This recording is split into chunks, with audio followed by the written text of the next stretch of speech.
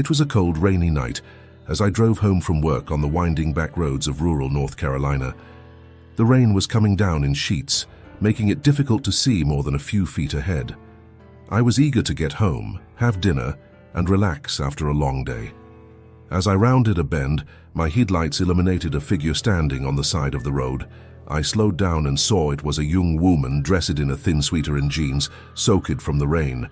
She looked distressed as she tried to wave me down. I pulled over, lowered the passenger side window and asked if she needed help. She told me her name was Emily and she was lost. Her phone had died and she was trying to find her friend's house in the next town over. But she must have taken a wrong turn and pleaded to get a ride. She seemed harmless enough, just a poor girl caught in the storm without a phone.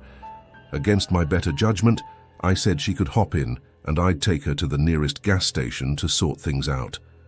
I asked her where she was going. She named a small rural town about 20 minutes away where she was supposed to meet her friend. They hadn't seen each other in years, and she was only in town for the night. Her phone died before getting the exact address, so she wandered around aimlessly before getting completely lost. As we drove, Emily told me about growing up in these parts and how she moved away for college and a job in the city. She seemed sweet and bubbly despite being drenched. I felt terrible for her, stranded without a way to reach her friend. When we arrived at the gas station, I offered to let her use my phone to call her friend. Emily thanked me but remembered the house so she'd get directions there. I hesitated, leaving her alone in the rain, so I offered to take her myself. Against my better judgment, I found myself believing her story. She gave me an address and we again set off into the dark, rainy night.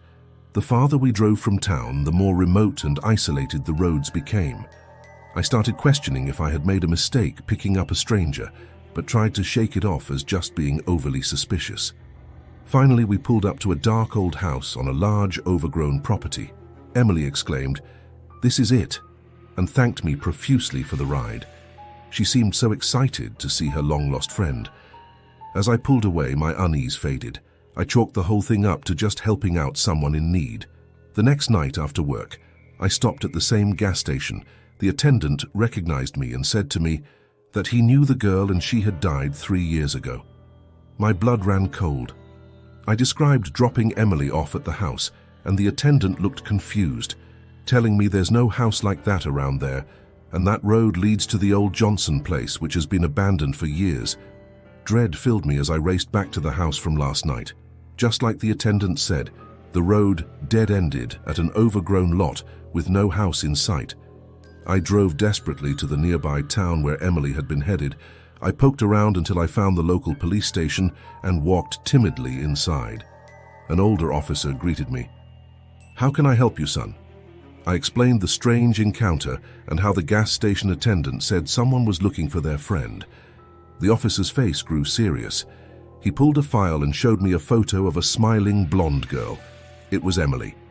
The officer told me a young lady went missing days ago after leaving her friend's house. No one has seen or heard from her since. Normally, we'd need more time before investigating a disappearance, but it doesn't look good. I felt sick. I explained everything, picking Emily up by the side of the road. The officer's eyes widened with bewilderment as I told the tale. The officer said to me, "Son, I hate to tell you this, but Emily died 3 years ago in a car accident on those very same back roads, and there's no way it could have been her you picked up." I vividly recounted the whole story, her clothes, voice, everything. The officer shook his head in disbelief. "I can't explain it, but I know what you saw. I think Emily's spirit was trying to get home before she passed on. You helped her do that. Thank you." I left the station more confused than ever. Had I imagined the whole encounter? Or was the kind, chatty girl I had picked up on that rainy night the ghost of Emily, reliving her last moments alive? I'm still not sure what to believe. The night was dark, the road was empty, and I was tired. I had been driving my big rig for what felt like days on end to make this delivery deadline. My eyes were dry and stinging, my back ached something fierce, and my stomach growled angrily, having long ago digested the tasteless truck stop sandwiches I ate out of necessity to keep moving. Up ahead, my headlights fell upon an old billboard whose once bright colors faded and peeled. Watson's Diner, next exit. It reads in stylized letters, paired with a smiling cartoon waitress holding up a plate of food. My stomach rumbled again. Watson's sounded like just what I needed to get some energy back before pushing on through the night. I took the exit and pulled into the vacant parking lot, my headlights washing over the retro diner, with its neon open 24 hours sign flickering in the window.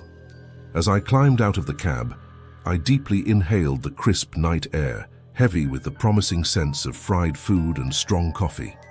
The diner itself had seen better days, with its worn faux leather seats and chipped formica tables. Only a couple of customers sat nursing mugs in a back booth.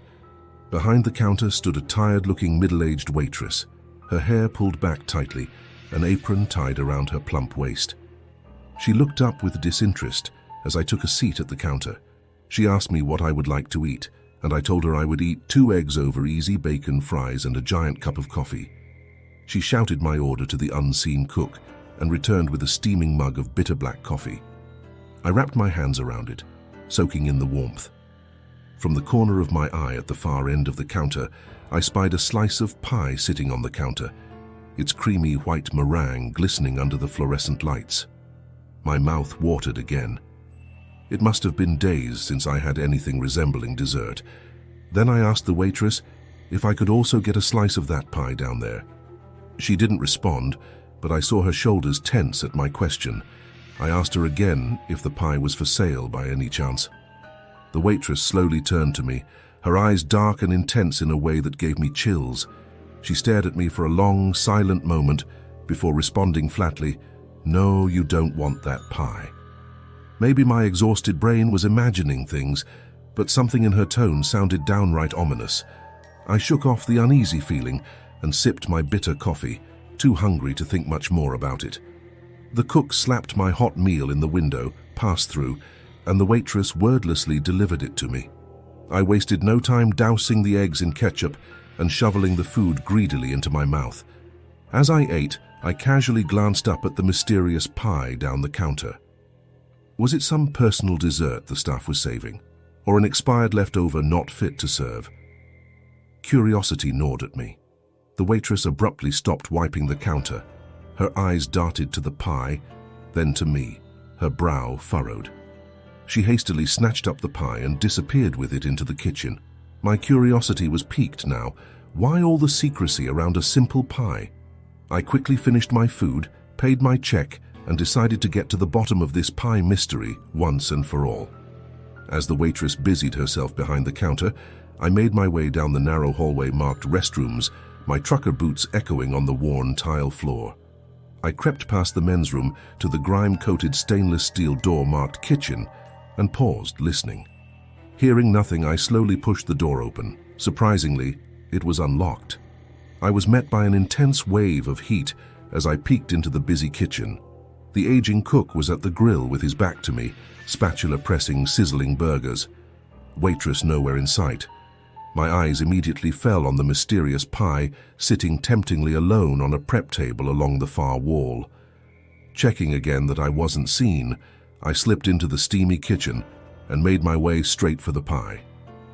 I don't know what I intended to do. Quickly take a photo of it, sample a bite. Childish as it seemed now, only total satisfaction of my curiosity would do. I stood over the pie as it sat there on that stainless steel table, the white meringue lightly browned on the peaks. My mouth once again watered looking at it. I reached out a finger to swipe a bit of that sweet topping when suddenly a large carving knife came violently slicing down, sticking into the wood-cutting board mere inches from my hand. I jumped back. The waitress had materialized from nowhere and was now glaring at me wild-eyed. "I told you not to touch that pie," she snarled through gritted teeth. She trembled with anger, clutching the knife firmly in her fleshy hand. And she told me to live. I held up my hands, not eager to argue with the business end of a knife, and backed away towards the door. As I hurried from that kitchen, I heard her shout after me, telling me never to come back. I practically jogged through the diner to escape the hostile stares of the waitress and ancient cook. Sliding behind the wheel, I locked the doors and peeled out of the parking lot. It wasn't until I was cruising again down that lonely midnight highway that I could replay the bizarre encounter in my mind. Would they truly have hurt me over wanting to sample a slice of pie? It was certifiably nuts. Something sinister was clearly going on there, like illegal activity in the kitchen. But being a simple trucker, I wanted no part of whatever shady stuff was happening at that diner. I just wanted to put it squarely in my rear view and focus on getting my rig safely to its destination. Still, questions nagged endlessly as the dark road continued to unwind before me. What exactly was in that pea that warranted so much secrecy? Was it a front for something illegal they were transporting cross-country? I imagined bags of drugs smuggled in false pie crusts. As dawn's light began to peek over the horizon ahead, I forced the troubling speculation from my exhausted mind. I turned on the radio, blasted some upbeat country music, and rolled down the windows to let the crisp morning air blast me in the face. Whatever was being concealed in that pie, it was behind me now. There is nothing to do but keep barreling down the interstate, leaving the mystery of Watson's Diner far behind in the fading darkness. I live in Chicago, and this happened 2 years ago. I was walking home from the train station and my breath was turning to mist in the frigid January air. I pulled my coat tighter around myself, trying to block out the chill as I headed down the familiar path through Jefferson Park. Usually the park would be deserted at this hour, just past midnight on a weekday, but the crunch of footsteps on gravel behind me told me I wasn't alone that night. I glanced over my shoulder and saw a man walking about 15 meters back. He was tall and slender, dressed in dark pants and a black hoodie. I turned my attention back to the path ahead. No need to be paranoid, I told myself. He's probably just heading home the same as me. Still, I picked up my pace.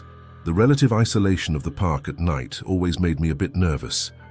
As I power walked along, I strained to listen for the man's footsteps behind me. To my unease, they seemed to be getting closer. I quickened my pace again, but his footsteps matched mine. He was still keeping his distance, but I could sense him closing the gap. I emerged from the park onto Lawrence Avenue, hoping the openness of the street would make me feel less vulnerable. But glancing back, I saw the hooded man also turn onto Lawrence. He was maybe 10 meters back now, hands stuffed into his pockets, head down. I sped up to a near jog, putting more distance between us before crossing to the other side of Lawrence. If he stayed on his side of the street, he was just another pedestrian. I held my breath as I reached the other sidewalk. A few seconds later, I caught a glimpse of the hooded figure crossing the street behind me, still matching my pace, still keeping his distance, but undoubtedly trailing me. I crossed over to create more separation, but again, he shadowed me to the other side. There was no longer any doubt he was after me. My apartment building was only a few blocks away, but a new fear struck me. I couldn't lead this man back home, let him see where I lived. Who knew what he was after? I had to shake him, and fast. Up ahead, a narrow alley cut between two buildings. If I could duck down it and hide in the shadows, I might be able to throw him off. I made a snap decision and bolted for the alley, my feet pounding on the concrete. Reaching the corner, I plunged into the darkness. The tall brick structures muffled the ambient sounds of the city. I crouched behind a dumpster, struggling to calm my breathing so I could listen for footsteps entering the alley. 1 minute passed, then 2. Nothing. Cautiously, I poked my head out from my hiding spot, looking up and down the dim passageway. It appeared empty. Just then, the crunch of a shoe on asphalt sounded behind me, much too close for comfort. I whirled around to find the hooded man standing there watching me coolly from the shadows. How had he known where I went? I staggered back against the dumpster, a strangled yelp escaping my throat. The man took a step toward me, and I saw his eyes reflecting the distant streetlights, flat, cold, and utterly without feeling. My hand dove into my pocket, fingers closing around my pocket knife. I flipped it open, brandishing the tiny blade with trembling hands.